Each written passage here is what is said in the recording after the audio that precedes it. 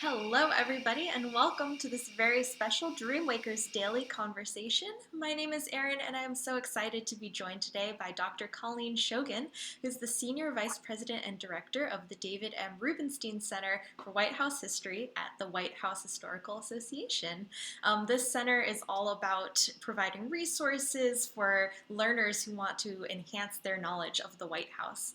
So it's such a pleasure to have you, Dr. Shogan. Thank you so much for taking the time to answer our questions today. Well, thank you for having me. It's a pleasure and an honor to be with you today. Awesome. Well, let's dive right in. I mentioned that the David M. Rubenstein Center was part of the White House Historical Association. So I was wondering if you could tell us a little bit more about what that is and why it exists. Sure.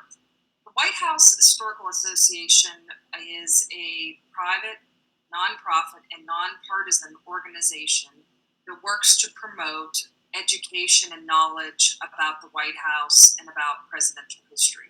We do not work for the White House. We're not government employees. We're a separate entity. We're located very close to the White House, so only a few hundred yards away north of the White House on Lafayette Square, but we are not employees of the White House. I always like to mention that to people because there's always that question of the relationship between the Historical Association and the White House.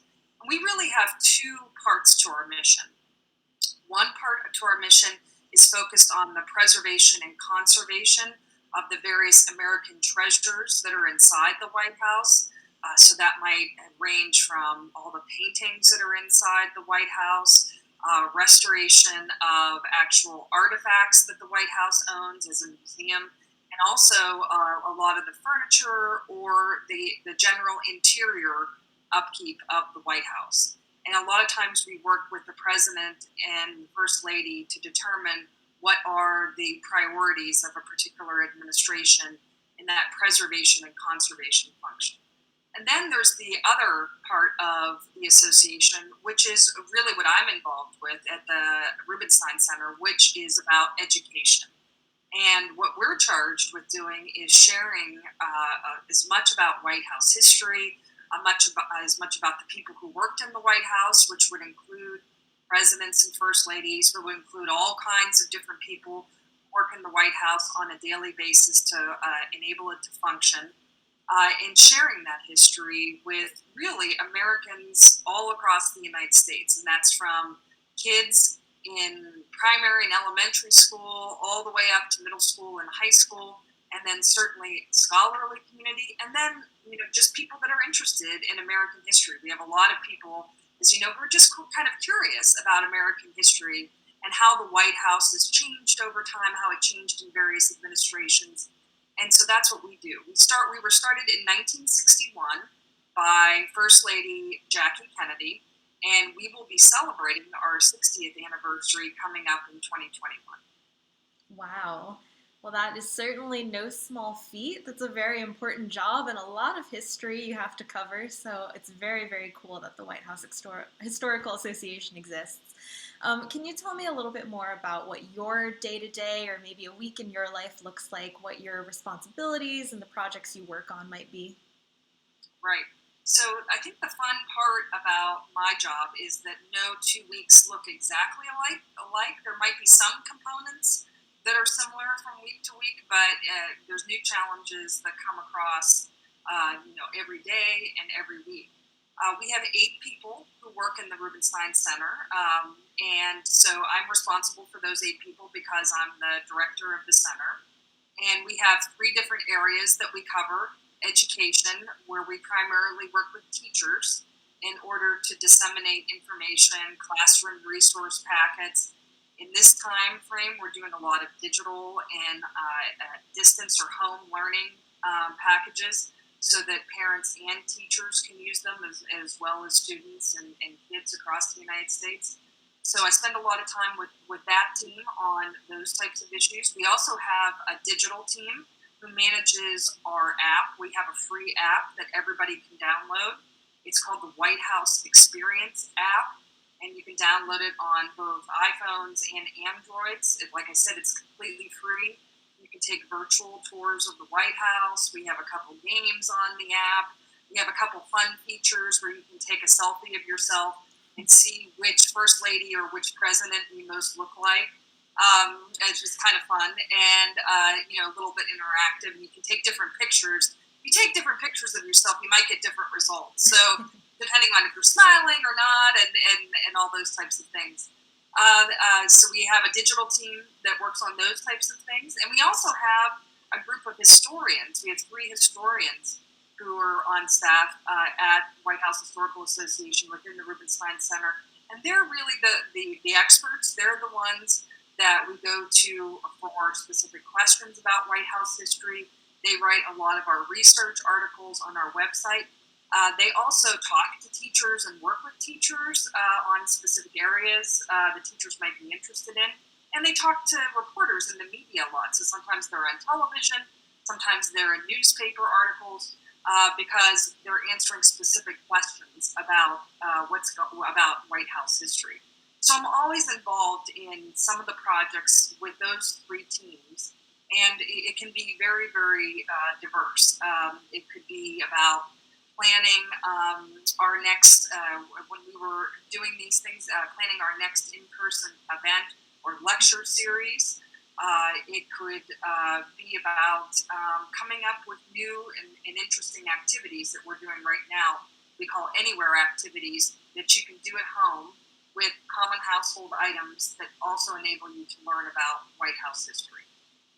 Wow, that is very interesting, and it's really cool that you provide so many resources, especially in a time like now when our teachers and our students and parents really need them. So it's very, very interesting to hear about. Can you tell me a little bit more about your own personal journey? How did you get to where you are today? Sure. I mean, it was a long road. It wasn't a quick road. I went to public school. I attended a public school right outside of Pittsburgh. So that's where I grew up, and went to that school.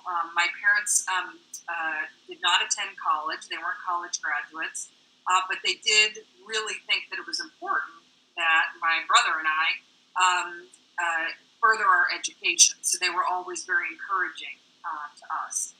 And I think probably the most important thing that I did when I was younger, in both middle school, junior high, and high school, and those time and that time frame, was really that I was a pretty voracious reader. I read a lot.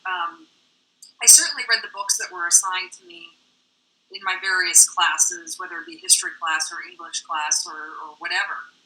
But I tended to read a lot more than that. I read widely. I liked to read some nonfiction. At that point in time, I read a lot of fiction. I really enjoyed it, but I always was reading. And I think when you're reading, you're absorbing information, and also I agree. Stephen King has a favorite line that I think is really correct. The only good writers are good readers, because the more you read, the more you can absorb how you construct a sentence, how you can tell a story, how you write a paragraph. So that's really quite important. I went to college. I actually left Pittsburgh. I went to Boston College. I majored in political science. I loved politics, always did. Love American politics, but a lot of like politics and history, that type of combination. And when I was in college, I learned about how that you could apply to get a PhD at universities, and that some universities, if you were competitive enough, that universities would actually support you in going to graduate school, and they would actually provide you with a stipend to live. So I didn't have a lot of independent resources that would enable me to continue my education beyond college. But once some professors talked to me and said, listen, you can apply to some schools, and you might, if you get in, they will support you. Actually, if you want to get a PhD in political science, they'll support you to actually go and get a graduate degree. And that sounded really great to me because it was going to be free. And in fact, I would be able to support myself, not with a ton of money, but support myself enough that I would be able to get a graduate degree. So that's what I did. I applied to a lot of schools, and I ended up going to Yale University, who was very generous. They supported me for 5 years when I was at Yale, and I got my PhD in political science there. And when I graduated, I went to teach at George Mason University, which is right outside of Washington, D.C., about 20 miles outside of Washington, D.C. in Virginia. And I pretty much thought that I would be there for the rest of my career, quite frankly, that I would teach American politics at George Mason, which is a terrific university, and I would teach there probably for the rest of my career. And I was there for a few years, and then I was encouraged to apply for a fellowship on Capitol Hill called the American Political Science Association Congressional Fellowship. Because I went to school all those years and I never took any time off. And quite frankly, I never could quite afford to be an intern because a lot of internships are not paid in Washington, D.C. And I always needed to be in a position where I was being paid. I never had the experience of either working in the White House or working in Congress. But then when you get to Washington, D.C., everyone's worked in Congress or everybody's worked in the White House or they've worked in both. And you start to feel like, wow, there's something that I missed out on. But there was this professional fellowship that I could apply for to go and work in Congress. And they would pay my salary to do that. And I applied for the fellowship and I got it. And I went to work on Capitol Hill in the Senate, which I thought would be for a year for the fellowship. And that I would come back to George Mason and resume, my teaching my classes and doing my research. But I really enjoyed working on Capitol Hill. I really enjoyed public service. I really enjoyed working in Congress. I had never been in that type of environment before because I've been in this academic environment. So when the opportunity arose, the senator that I worked for, he asked me if I wanted to stay at the end of my fellowship, and he offered me a full-time permanent job. And so I decided to stay because I just really enjoyed that job. And I didn't want to... not that I didn't want to go back to George Mason, but I didn't want to stop doing this job, really.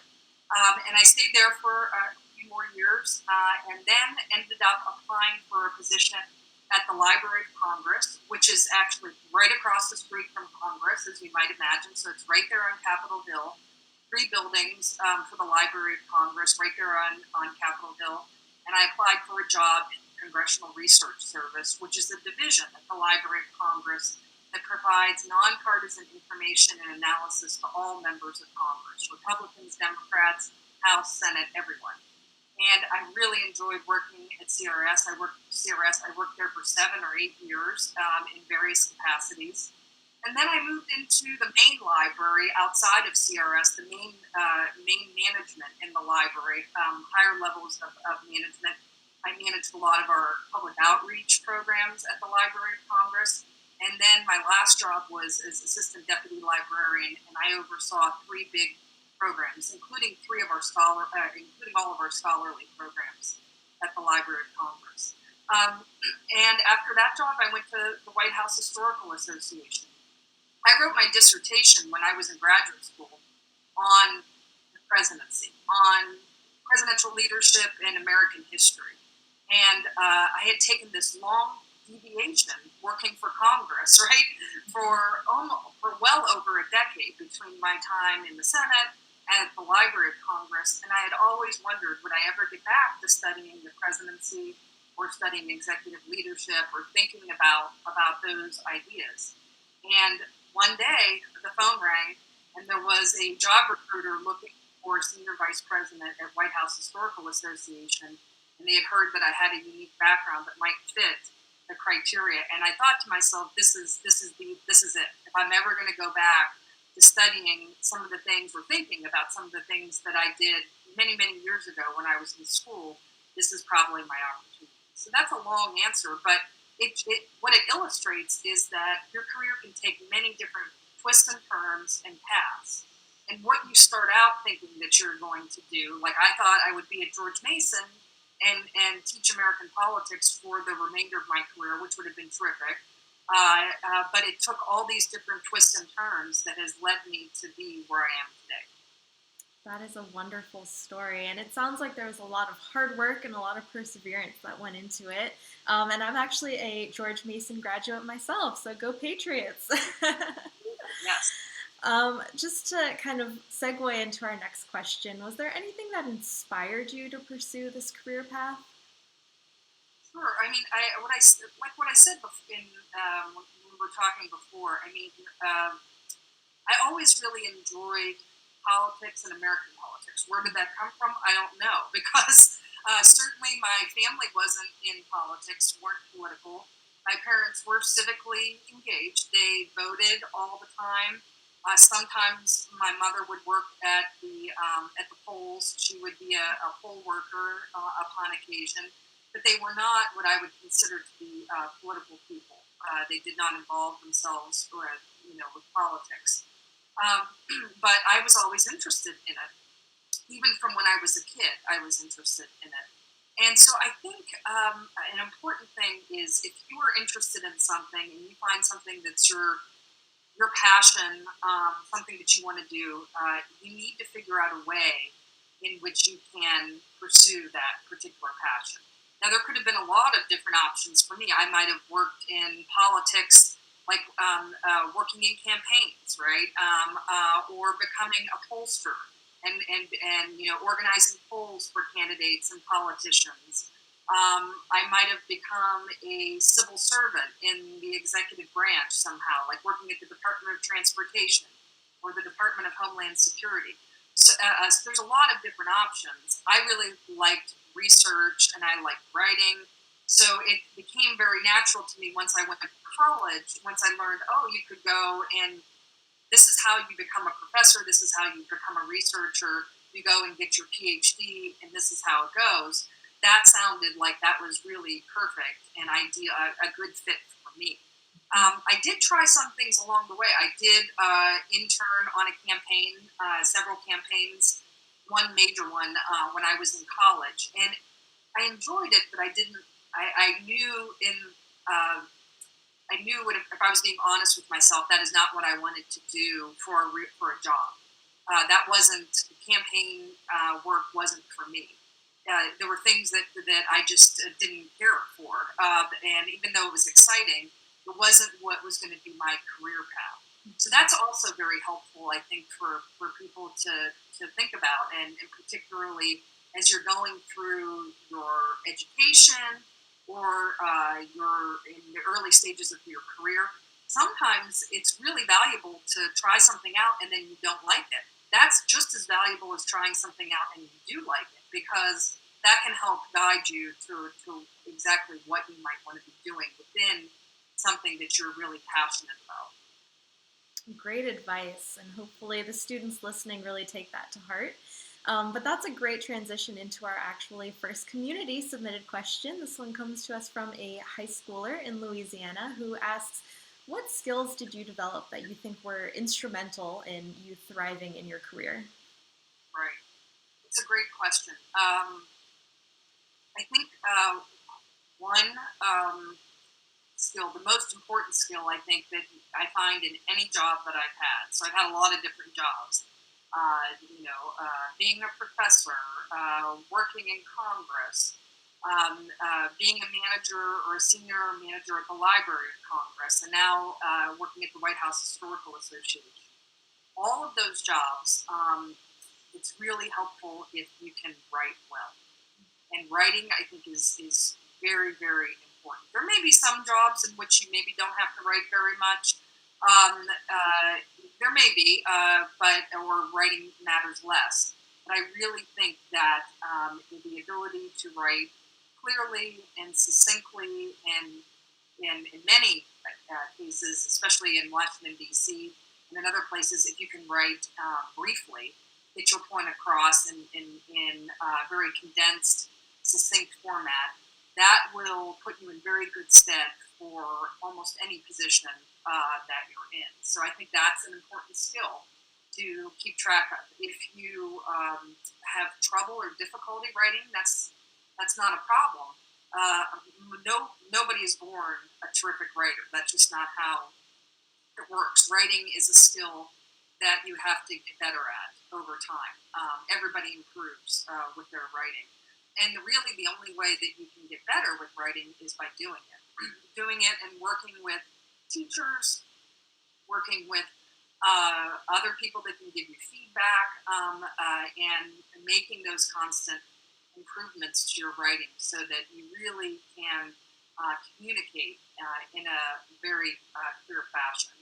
I think the other good thing, skill to think about is also is listening to other people.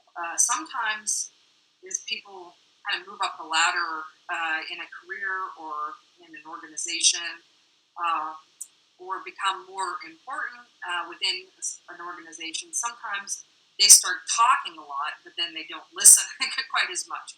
And I think it's really important, for example, in my job now as the director of the Rubenstein Center and having several people that are part of that center, staff that are part of that center, it's important for me to listen to what they have to say because they've all been there longer than I have, and they understand the areas and programs in which they work in.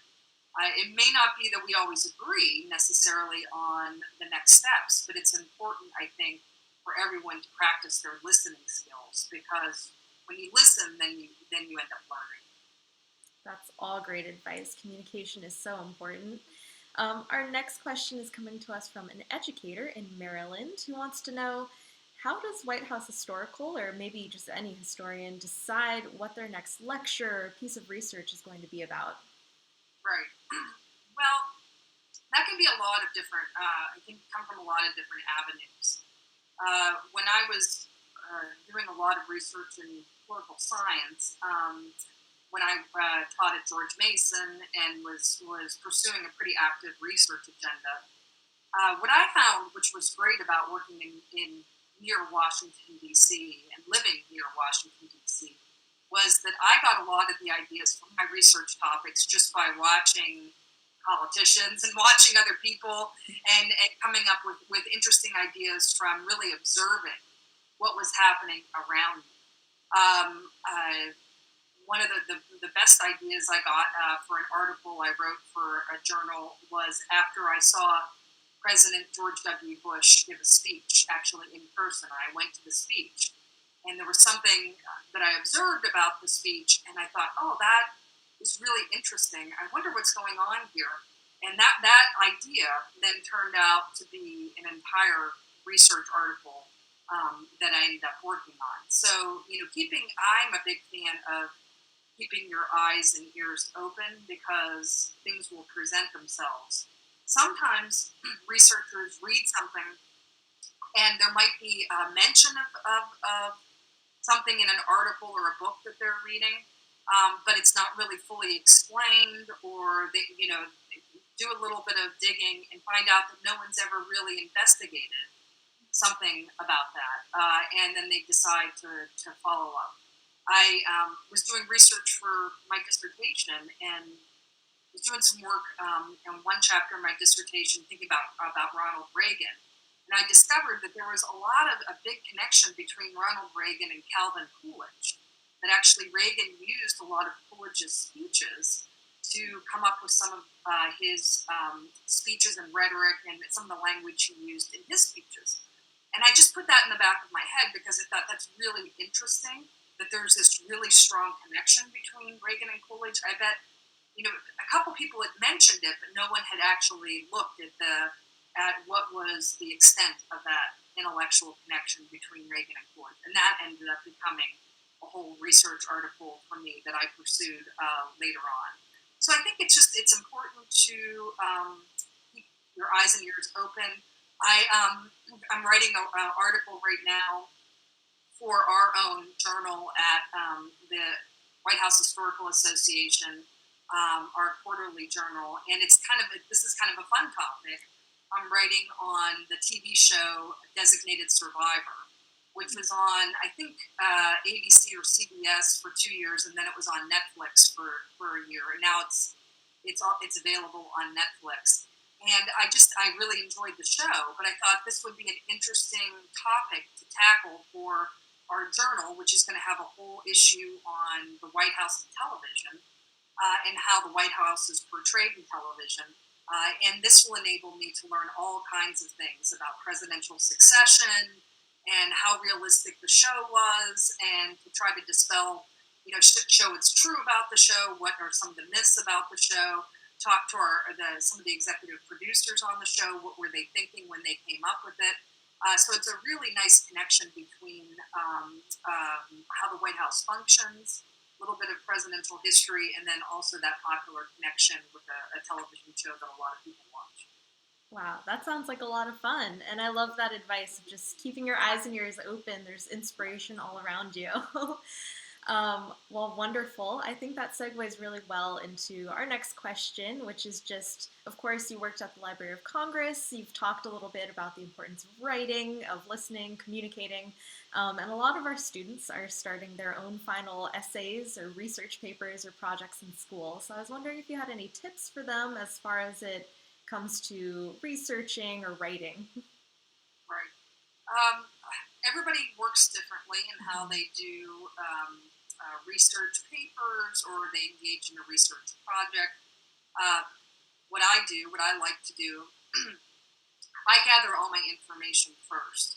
I try to do the research first because I find that I will discover things that I didn't obviously know anything about. And when I discover those things, it may cause my writing to change in important ways. So you should always have an idea, I think, when you're starting a project. Okay, these are the main points that I want to hit or the main things that I want to do or achieve. But when you do the actual research, when you sit down and read newspapers accounts, or you read historical archival accounts that you might find, for example, at the Library of Congress, or you watch educational videos, for example, like we have on whitehousehistory.org, our own website. When you do that, you will learn something that you didn't previously consider. And that will affect the trajectory or the direction of your research. So what you thought might be going down this particular path, it may go down that path, or it might be it may be a slight turn, a slight left or a right turn, or it could be a big change, depending on what you learn, because some of your own assumptions may or may not be correct once you start doing that research and the reading. So I always think it's important to read widely first, whatever type of sources you're using. Read those sources first. Make notes. Used to be that people would make notes on note cards and have like note card filing system. People, I don't think, do that anymore. Everything is done, online, and you can keep your notes online and where you found the materials. And then after you do that for several days or whatever time you have allotted for that, then take a look and reread everything, all your notes, and reread everything you've learned, and evaluate whether that outline or that idea that you started with, is that the same path you want to go down, or have you changed slightly or a lot based upon what you've read and now what you understand. That's great. And hopefully we'll save a lot of students a lot of work so that they don't have to go rewrite their whole paper once they find something out. So when it comes to careers in politics and history, there's really no place like Washington, D.C., as you kind of hit on before. So do you have any advice for students who maybe aren't local to the area, but they're interested in opportunities in Washington, D.C.? Right. So I think there's probably more opportunities these days in Washington, D.C. than ever. Of course, you could try. If you're going to come to college, you could try to attend one of the universities in Washington, D.C. We have a great university community in Washington, D.C. In addition to George Mason, there's George Washington University, there's Georgetown, American University, Gallaudet, Catholic University. So there's a lot of great schools in the DC area. But that doesn't, some people may not want to come to DC or might not be able to. That doesn't really preclude you from being involved in Washington, DC. Most places, most universities these days or colleges will have some sort of DC internship program. A lot of them do. And that kind of functions like a study abroad program. So a lot of, when you get to college, a lot of people will consider studying abroad, usually in your junior year. So maybe for a semester or a year, you might study in England or France or China, somewhere where maybe you have the language skills or you want to learn those language skills. Now, that's a great opportunity, and I would never tell people not to study abroad. But usually, an alternative to studying abroad is taking a semester and coming to Washington, D.C., usually as an intern. And what you would do is have an internship in Washington, D.C., somewhere like on Capitol Hill, in Congress, for the Library of Congress, at the Smithsonian Museum.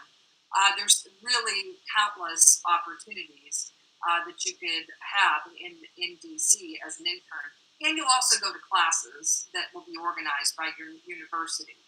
So that's a great opportunity to do that because it will tell you whether you like Washington, D.C. as a place where you might want to live and some place where you might want to have a career and pursue.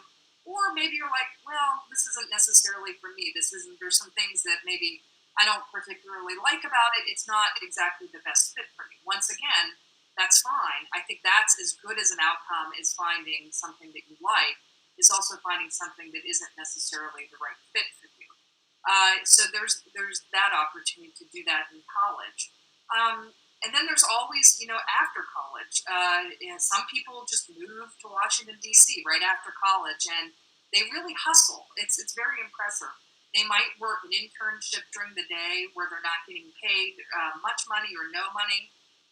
And then in the evenings, maybe they work a job where they're making some more money to pay the bills, like at a restaurant or at a different location that would be open in the evening. So younger people in their 20s, find a lot of ways in order to make their way in Washington, D.C. And really what you need, and what I tell people all the time who are in that situation, is what you really just need is your first job. And once you get that first job and that first break where you're being, paid, hopefully you have benefits like healthcare and all kinds of other things. Once you get that first job, then you're in a much more powerful position to then find other jobs, right, in the future that you can move to and start moving up. But everybody starts out at that lower level, that lower rung, and it's really just a matter of finding that first opportunity and then turning that opportunity into future opportunities. That's wonderful advice, and I think you're exactly right. They need to give it a try somehow, and even if they find out that it's not for them, then at least they've learned something. And you know what? Washington, D.C. isn't for everyone. If you don't like traffic, you probably won't like the area. Our next question is from an 8th grader who wants to know, what are some of the biggest rewards of your work? Biggest rewards of my work? Well, I mean, these days, what I would say, because I'm more of a senior manager and someone who's looking out for the organization as a whole, probably the biggest rewards in my work are seeing the people that I work with, my colleagues, seeing them succeed, seeing them come up with a really good idea, whether it's a big idea or a small idea, and be able to execute that idea, bring it to fruition. For example, in our digital team, being able to get something up on the website that looks at White House history in a new and an interesting way, or our education team who has been able to really adapt in a pretty cool way to getting digital and online resources on our website for teachers and parents and children. So I really enjoy seeing other people do well and succeed, and that's probably the most rewarding part of my job these days. That's great. Well, we have a little bit of a fun question for you. So, for all of those people who aren't local to DC, do you have any recommendations about maybe your favorite DC attractions that you think everyone need to see? Sure. Well, I mean, I work at the White House Historical Association, so I do have to put a plug in. Hopefully, the tours right now, as we know, due to the pandemic, are closed at the White House. But I think that the tours, once it's safe, will be opened up again. And so if you do come to Washington, D.C., it's great if you can take a public tour of the White House. You have to arrange those through your member of Congress. So either your House member or your senator, you work through his or her office, your local office or the DC office, and they will try to secure you a spot on a tour of the White House. And that's really terrific because there's nothing probably more iconic than in Washington D.C. than the White House. I mean, it is what everybody comes to see, whether they're just hanging out the window and taking a picture or taking a walk around the north side of the White House. It is might be the most famous building or residence in the world, quite frankly. So I think an opportunity to see the White House in the public rooms is really shouldn't be missed if you have the opportunity to do that. Other places that you should go, I definitely, I worked for many years on Capitol Hill. So I think second to the White House would have to be the U.S. Capitol, and there's a terrific visitor program at the U.S. Capitol these days. There's about a 10-year-old, decade-long old area called the United States Capitol Visitor Center, which is underground underneath the Capitol, which tells you the history of Congress and the history of the Capitol building. And then you can take a more formal tour around the Capitol and see both the House side and the Senate side, the rotunda, and the terrific paintings and statues that are in the United States Capitol. So that's also something that shouldn't be missed. My old building, where I used to work for many years, the Thomas Jefferson Building, is right across the street from the Capitol. It is the oldest building at the Library of Congress. It was built in 1898. It was the first building to be electrified in Washington, D.C., so it was the first building to have electricity. It is also thought of as being one of the most beautiful buildings in Washington, D.C. It is gorgeous inside. When you walk inside the Library of Congress, the Thomas Jefferson Building, it has its own mini rotunda inside of it, and the Great Hall is to really mimic the idea of learning in the United States and the tradition of learning in the United States. So it's really quite a sight to see, and I have to recommend. It's free to all these things I'm mentioning. Also, are free to go in and see. After that, I would say my favorite memorial is the Lincoln Memorial. I like all the memorials, but I really think Lincoln is very well done, and I also like the fact that they have some of Lincoln's most famous words surrounding Lincoln at the Lincoln Memorial. And I also, the National Archives should not be missed, which of course houses a lot of different documents, but the Declaration of Independence and the Constitution. Unfortunately, the Declaration has been weathered over time, so it's fading. So you want to get there at some point so you can see it while you can still read some of the words that Thomas Jefferson wrote. So that's really not to be missed either. Those are all great recommendations. There really is something for everyone in Washington, D.C. Well, we have one more question for you just to wrap everything up and give a nice summary of the conversation. If you wanted students to take one or two things away from the conversation and remember it, what would those be? Right. I thought about this for a little while. I really think there is no substitute for hard work. I really, at all the different points in my life, whether I was in junior high or I was in high school, or when I was in college or graduate school, or the different jobs that I've had, I think if you work hard, then good things will come. So, but there is no substitute for working hard. So you have to keep that in the back of your mind. If you do that, I have a lot of faith in our system that you will be successful. You will get ahead, and don't listen to negative voices, either your own negative voices that are within yourself, or negative voices sometimes that might come, externally. It might be could be unfortunately friends. It could be family members who kind of say, "Oh no, don't do your homework tonight. Don't read that book. Don't write that paper. Don't spend time doing that. Come out and do this with me, or let's watch a movie, or let's goof around and play a game, or whatever it might be." You have to be very disciplined. You are in charge of your own career. You're in charge of your own destiny. Really, no one else is. Not even your parents, not even your teachers, not even people that are in authority over you. It's really just up to you. So people that are disciplined and self motivated, I find will do very very well. And even if you have some barriers to overcome, whether they might be economic barriers or other types of barriers, I think you will be able to overcome them if you continue to work hard and you continue to really focus yourself and don't listen to those negative voices that sometimes try to creep in. That's excellent. Thank you so much for sharing. And unfortunately, we're all out of time, but it has been such a pleasure to talk to you. Thank you for just taking the time to answer all of the questions we had today. For those of you watching at home, if you missed this conversation or any others, we post them on our Facebook Live page. And if you'd like to learn more about the White House Historical Association, you can follow them on Twitter. It's at White House History, or you can visit their website, whitehousehistory.org, and you can actually see some of those really awesome resources that Dr. Shogan mentioned earlier in the conversation. But that's all we have for today, and I hope everyone out there has a great day. We'll see you next time. Thank Bye. you. Bye.